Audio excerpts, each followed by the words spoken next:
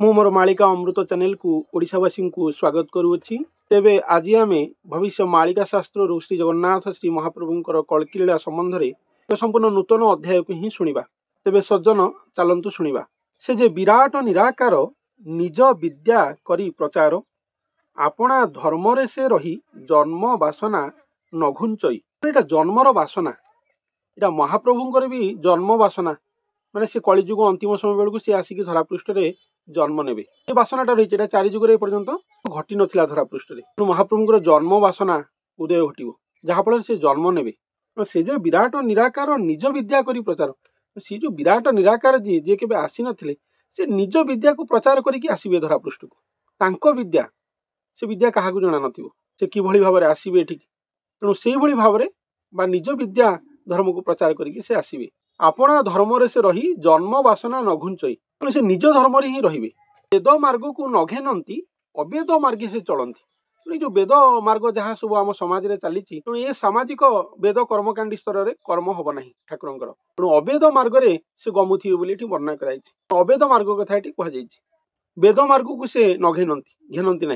निंदा को हेले सही नहीं अमृत प्राय मणे से ही से व्यक्ति विशेष कहुच्छी जहाँ कंगे ठाकुर आसवे। निंदा को से हेले सही नौथे, निंदा को से सही नहीं कि अमृत प्राय मणुवे। नवजुवाटी होइछंती द्वितीय भाव पासरंती, से नवजुवा अवस्था थे ठाकुर को पाई नवजौवन बेश होइथिबो। एणु विवाह अविवाही विचारे प्रमाण नुहे। तेणु भविष्य मालिका शास्त्र रे अनेक स्थान रे लिखा अछि से जने गृही वैष्णव होइथिबे।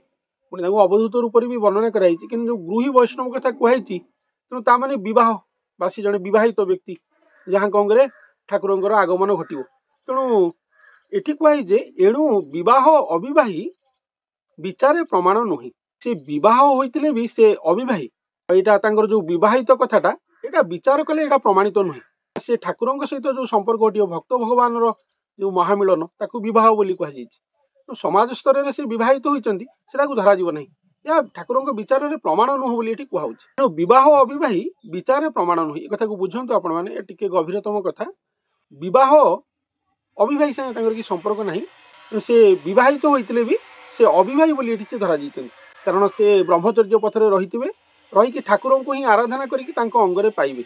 तेणु से शिशु वेदरे मु आपनको शुणी जे आदि अनादि उभय पति पत्नी रूप में थे।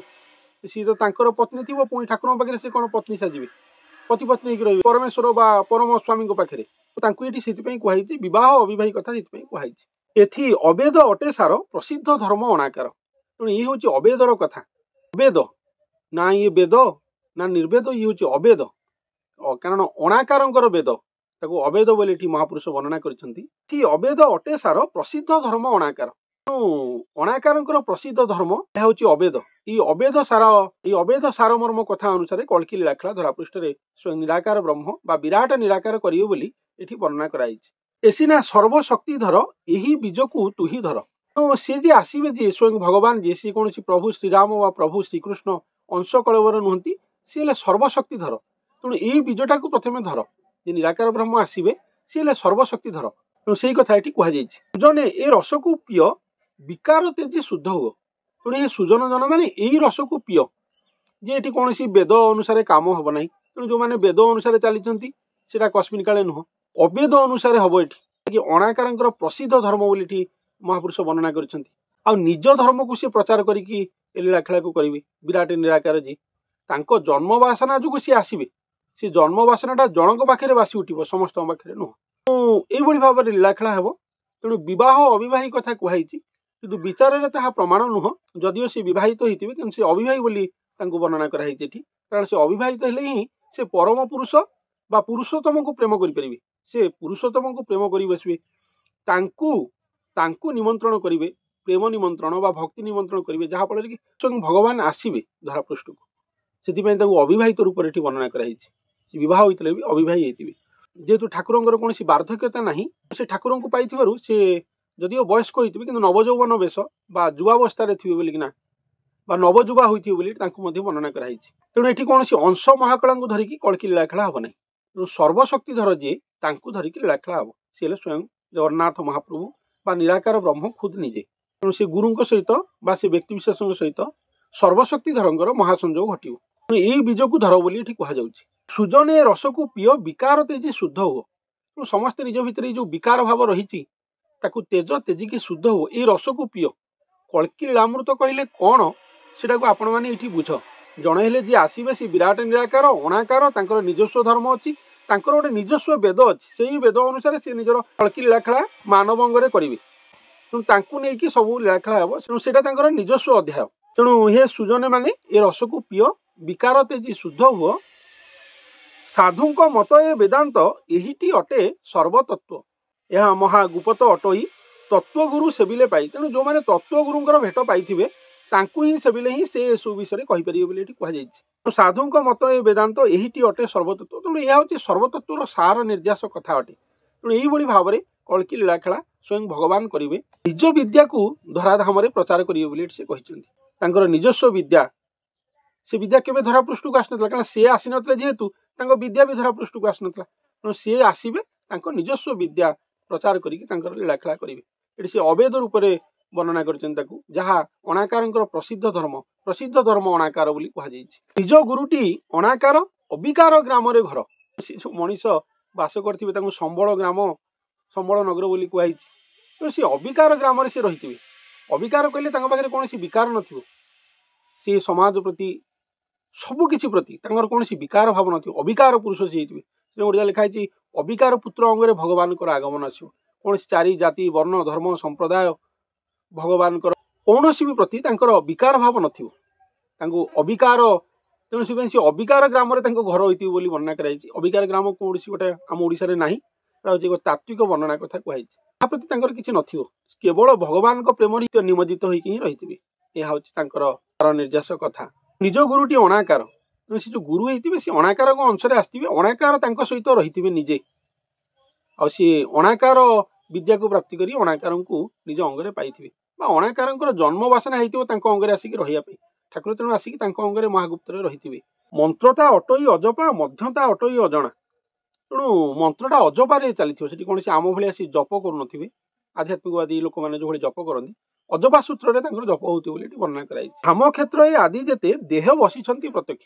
ତେଣୁ ଏଇଠି ଆମେ ଜାଣିପାରିଲେ ଗୋଟେ ଆମ ଓଡ଼ିଶାରେ ଯୋଉ ଚାଲିଛି ଗୋଟେ ବଡ ଧରଣର ସନ୍ଦେହ ମୋଚନ ଏଠି କଲେ ମହାପୁରୁଷ, ଯେ ଧାମ କ୍ଷେତ୍ର ଆଦି ଯେତେ ତା ଦେହେ ବସିଛନ୍ତି ପ୍ରତ୍ୟକ୍ଷ। ଧାମ କ୍ଷେତ୍ର କଥା କୁହାଯାଉଛି। ଛତିଆ ଧାମରେ ଲୀଳାଖେଳା ହବ, ଶ୍ରୀକ୍ଷେତ୍ର ଧାମରେ ଲୀଳାଖେଳା ହବ, ଖଣ୍ଡଗିରିରେ ଲୀଳାଖେଳା ହବ, ନେମାଳରେ ଲୀଳାଖେଳା ହବ, କଟକରେ ଲୀଳାଖେଳା ହବ।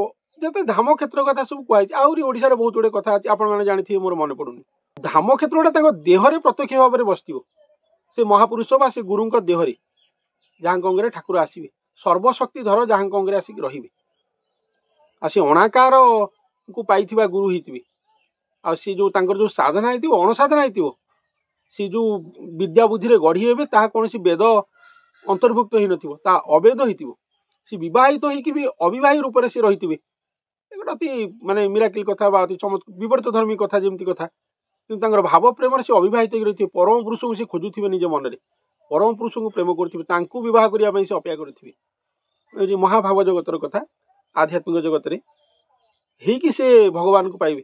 ତେଣୁ ସେ ଯଦିଓ ବିବାହିତ କରିଥିବେ, ଠାକୁର ଏଠି କହୁଛନ୍ତି ତାକୁ ବିଚାର ଧର୍ମରେ ପ୍ରମାଣ ନିଆଯିବ ନାହିଁ, ତାକୁ ଗ୍ରହଣ କରାଯିବ ନାହିଁ ଯେ ସେ ଜଣେ ବିବାହିତ ପୁରୁଷ ବୋଲିକିନା। କାରଣ ସେ ମତେ ଅପେକ୍ଷା କରିଥିବେ। ସେ ପରମ ପୁରୁଷଙ୍କୁ ବା ପୁରୁଷୋତ୍ତମଙ୍କ ପ୍ରେମରେ ଉବୁଟୁବୁ ଅବସ୍ଥାରେ ସବୁବେଳେ ରହିଥିବେ। ଆଉ ସେଇ ଗୁରୁ ହେଲେ ନିଜେ ଅଣାକାର ଧର୍ମୀ ଗୁରୁ ବା ଅଣାକାରଙ୍କୁ ପାଇଥିବା ଗୁରୁ। ତାଙ୍କରି ଦେହରେ ଧାମ କ୍ଷେତ୍ର ଯେତେ ଯୋଉ ସବୁ ବର୍ଣ୍ଣନା କରାଯାଇଛି, ସେ ସମ୍ବଳ ନଗର ହଉ ଯେକୌଣସି କଥା କୁହାଯାଇଛି, ସବୁ ତାଙ୍କ ଦେହରେ ପ୍ରତ୍ୟକ୍ଷ ଅବସ୍ଥାରେ ବସିଥିବ। ତେଣୁ ମନ୍ଦିର ପୁଣି କୁହାଯାଇଛି କଣ, ଅମେଧ ମନ୍ଦିର ଏ ଦେହ ହାଡ଼ ମାଂସ ବିଷ୍ଠା ସମୂହ। ତେଣୁ ମନ୍ଦିରଟା ଯୋଉ ପ୍ରସ୍ତରରେ ନିର୍ମାଣ କରାହଉଛି, ଯେ ହାଡ଼ ମାଂସ ବିଷ୍ଠା ସମୂହରେ ଦେହ ମନ୍ଦିର ଠାକୁରଙ୍କ ପାଇଁ କଳି ଶେଷକୁ ତିଆରି କରାଯିବ। ବଡ ଦେଉଳ ବୋଲି ଯାହା ନିଶ୍ଚୟ ସେ ତୋହର କାୟା। हे ମହାପୁରୁଷ, हे ଗୁରୁ, ବଡ ଦେଉଳ ବୋଲି ଯାହା କୁହାଯାଉଛି ତାହା ଆପଣଙ୍କର କାୟା। କାୟା କହିଲେ ତାଙ୍କର ଦେହ। ତାଙ୍କ ଦେହଟା ହିଁ ବଡ ଦେଉଳ ବା ଶ୍ରୀମନ୍ଦିର ହୋଇଥିବ। ହାଡ଼ ମାଂସ ରକ୍ତ ବିଷ୍ଠା ସମୟରେ ନିର୍ମାଣ ହେଇଥିବ ବୋଲି କୁହାଉଛି। ସେ ଦେହରେ, କାରଣ ଠାକୁର ମାନବୀୟ ଲୀଳାଖେଳାକୁ ଆସିବେ, ମାନବ ଲୀଳାଖେଳା କରିବେ। ତେଣୁ ମାନବ ଦେହ ହିଁ ତାଙ୍କର ଦେହ ଦେଉଳ ବା ବଡ ଦେଉଳ ବା ଶ୍ରୀମନ୍ଦିର ହେଇଥିବ। ସେଠି ବଡ ଠାକୁର ବସବାସ କରିଥିବେ। ଏଇ କଥାଟି ଅମେଧ ମନ୍ଦିର ବୋଲି ତାକୁ ବର୍ଣ୍ଣନା କରାଯାଇଛି। ନିଜ ସ୍ଥାନ କରି ଅଛନ୍ତି ବୀଜ ଶକ୍ତି ଧରି।